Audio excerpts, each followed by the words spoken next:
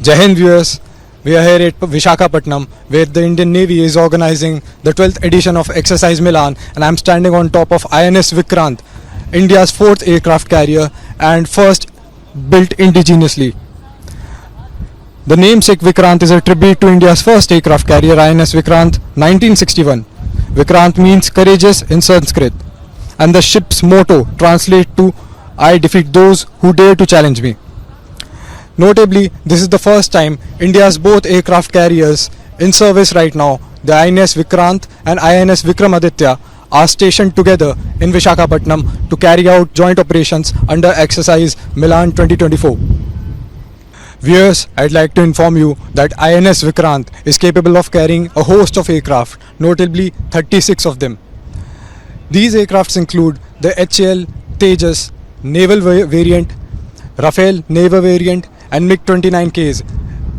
Apart from these aircrafts, the Indian Navy also operates a fleet of helicopters from onboard INS Vikrant. Notably, this is part of the carrier battle group of the Indian Navy.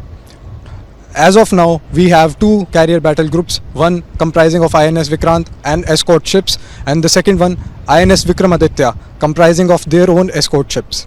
The carrier is capable of operating all MiG-29Ks and LCA, the naval variant, as well as all the kind of helicopters that have the capability of operating from deck. The aircraft that you see on deck today, all those have been operated from here in a very short span of time after commissioning. A carrier is basically a floating airfield with a lot of risk and a lot of capabilities also. My job on board is to basically guide and control the aircraft for precision approaches and a successful landing, so that a pilot can land successfully on a carrier, just like an airfield. Just that we keep moving, the pilot keeps moving, so the risks are higher, and there is a no second chance when you are operating from a carrier. For a pilot as well as for the controllers who are controlling and giving support from the carrier, there are no second chances. It has to be one precise approach. That is it.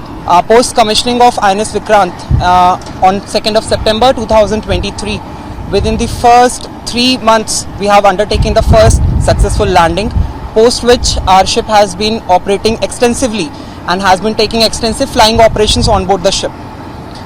All the aircrafts, as has been briefed by my colleague here, that which you can see on our deck presently, have been operating from this deck. Delving into the history of carrier battle groups, it was the Imperial Japanese Navy who first employed the use of carrier battle groups as naval fleets during World War II. Notably, India employed the use of aircraft carriers as battle groups first in 1961. It was INS Virat, purchased from the Royal Navy, which was erstwhile known as HMS Hermes. India purchased the aircraft carrier in May 1987 and it was decommissioned in March 2017. Thereby, India commissioned INS Vikramaditya in 2013, followed by the latest aircraft carrier on which we are standing on, known as INS Vikrant, in 2022. Notably, India plans to have at least 3 carrier battle groups by 2035, comprising of INS Vikrant, INS Vikramaditya and an additional carrier which is supposed to be in the making, with Squadron Leader Joseph, and behind us is the ALH Dhruv on board INS Vikrant. Squadron Leader Joseph will take us through the specification of ALH Dhruv and on what kind of operations this aircraft, this helicopter of the Indian Navy is employed for. So, this is, as we introduced, it's at ALH, Advanced Light Helicopter is the full form. We call it Dhruv as an Indian name. It's made by HAL. Presently we have, this is a Mark 1 variant. We have Mark 2, Mark 3 and Mark 4 variants as well. Aircraft per se, it is indigenous. That is the most proud thing to say. HAL has designed and made it for Indian use of India as an, it is keeping in mind the design factors. It can operate in all weathers of Indian subcontinent. It can all operate in all terrains of Indian subcontinent, whether it is a sea level operation, whether it is a high altitude operation, or it is glaciers, or even it is in the deserts. The aircraft is a twin engine aircraft capable of, it's a utility kind of an aircraft. It can be used as a air ambulance. It can convert it into a cargo helicopter. It can be used as a weapon platform, or it can be, at the same time, it can be used as a search and rescue platform. Most of the time we are employed as a search and rescue platform, giving out the support to the operations out seas. and the time taken to change from one role to the other is very minimal. That is, the versatility is the main factor of this aircraft, and its aircraft can be in air, like in a fueled aircraft. It can give you another 3.5 hours of support in the air. It will approximately cost you to 300 to 400 kilometers in a go. So this is a Mark 1 variant. I'll introduce you to the cockpit. These are the control column. This is, we call it as cyclic, for the left, right, forward and back movement of the aircraft. The other one on the left is the collective lever, which is helping you to move up and down. And this, since this is the Mark 1 variant, all the dials are analog dials which we have. So, and the Mark 2 and Mark 3 variant. Mark 3 variant is completely glass cockpit. Will not the only thing available as a dial in it is the clock. Rest everything is digital, and which is giving you more awareness and experimental capacity to operate. And the AFCS, the control ability of this, maneuverability of the aircraft is much, and the AFCS is the state of the art level as compared to the any other foreign aircraft, which we need to compare with the aircraft, which is the next level, or which is a top notch of the present in the class. And this aircraft is, as I already told you, this is a twin engine aircraft. It can carry almost 14, and it can operate in all other weathers and platforms, as I already told you. Right, so you mentioned that this is a multi-role aircraft, multi-role helicopter, and right now, sir, I believe this one is a transport variant of the aircraft. Talking about the weaponized variant, sir, how many people operate in the weaponized variant of the helicopter? Crew composition is almost same. Crew composition is almost same. Pilot, co-pilot. And so what about the gunners? Gunner is available in a weapon version.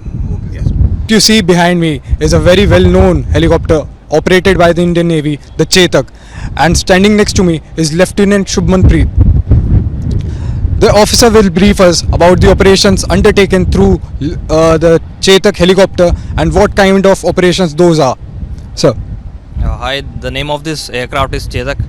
The erstwhile name of this aircraft is Alyut. The aircraft is being presently made by Hindustan Aeronautics Limited. This is a very capable and a highly maneuverable aircraft.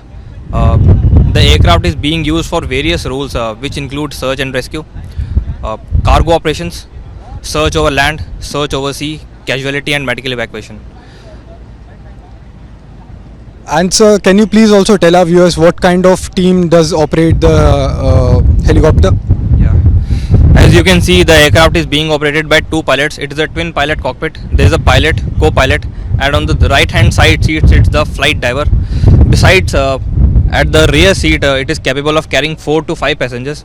The aircraft is capable of carrying up to 750 kgs of cargo and 8 passengers maximum at a time. And sir, just to be particular, what is the job of flight diver?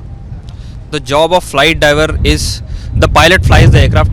The job of flight diver is, in case there is any crash or there is a controlled or uncontrolled ditching, in that case the diver will, these are highly qualified swimmers which can swim underwater.